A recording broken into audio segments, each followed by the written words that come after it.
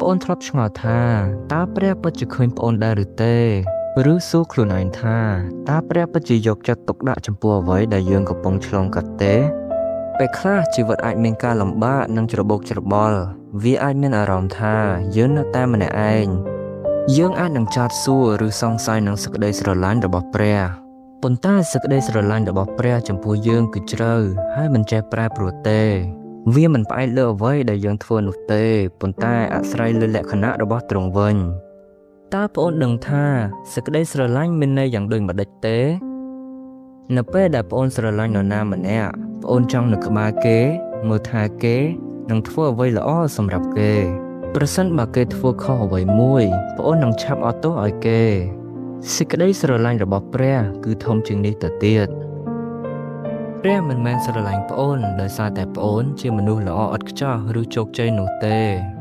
ទ្រង់ស្រឡាញ់ប្អូនដោយសារតែប្អូនជាការបង្កើតរបស់ទ្រង់សេចក្តីស្រឡាញ់របស់ទ្រង់មិនដែលផ្លាស់ប្ដូរទេទោះបីជាយើងធ្វើខុសក៏ដោយមិនដូចជាមនុស្សទេព្រះមិនដែលបំពានការសន្យារបស់ទ្រង់ឡើយអ្វីដែលទ្រង់មានបន្ទូលទ្រង់នឹងធ្វើដោយសារក្នុងព្រះគម្ពីរចែងថាព្រះទ្រង់គឺបរិសុទ្ធនិងជាសេចក្តីពិតព្រះទតឃើញការតស៊ូការឈឺចាប់និងខ្វល់ខ្វល់របស់ប្អូនគ្មានអ្វីនៅក្នុងជីវិតរបស់ប្អូនដែលតូចពេកឬមិនសំខាន់ចំពោះព្រះឡើយនៅក្នុងព្រះគម្ពីរទំនុកដំកើងចំពុក118ខ1និយាយថាចូលអរព្រះគុណដល់ព្រះយេហូវ៉ាត្បិតទ្រង់ល្អសេចក្តីសប្បុរសរបស់ទ្រង់ស្ថិតស្ថេរនៅជាដរាបចូលអរព្រះគុណដល់ព្រះយេហូវ៉ាគឺព្រះឲ្យយើងមានចិត្តថ្លែងអំណរគុណជានិច្ចមិនថាប្អូនសន្តិដ្ឋក្នុងស្ថានភាពណានោះទេទីព្រោះការដឹងគុណជួយយើងឲ្យចាំថាព្រះជានរណានិងអ្វីដែលទ្រង់បានធ្វើសម្រាប់កូនរបស់ទ្រង់ត្បិតទ្រង់ល្អឆ្លុះបញ្ចាំងពីសិលធម៌និងភាពល្អដ៏ឥតខ្ចោះរបស់ទ្រង់ដែលជាមូលដ្ឋានសម្រាប់ការទុកចិត្តនិងការពឹងផ្អែកលើទ្រង់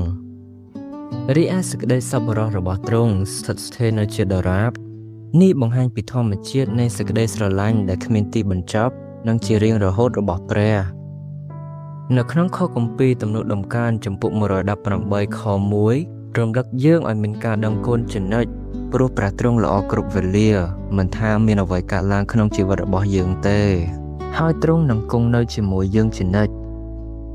ទោះបីជាយើងមិនមានអារម្មណ៍បែបនោះក្តីសេចក្តីស្រឡាញ់របស់ព្រះតែងតែមានវត្តមាននៅក្នុងជីវិតរបស់យើងវានឹងមានពេលដែលយើងមានអារម្មណ៍ថាមិនប្រកបចំពោះអ្វីមួយឬភ័យខ្លាចប៉ុន្តែអារម្មណ៍ទាំងនោះមិនផ្លាស់ប្ដូរលក្ខណៈរបស់ព្រះទេតាមរយៈព្រះគម្ពីរយើងអាចឃើញព្រះបានសន្យានឹងលោកណូអេថាទ្រង់នឹងមិនបំផ្លាញផែនដីដោយទឹកជំនន់ទៀតឡើយនៅពេលដែលគាត់ឃើញឥន្ទនូមួយ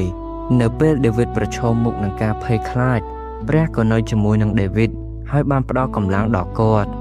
សូម្បីតែនៅពេលលោកពេត្រុសបានធ្វើខុសហើយមានការសង្ស័យក៏ដោយព្រះយេស៊ូវមិនបានចាកចេញពីគាត់ទេប៉ុន្តែទ្រង់បានស្ដារគាត់ឡើងវិញដោយសេចក្តីស្រឡាញ់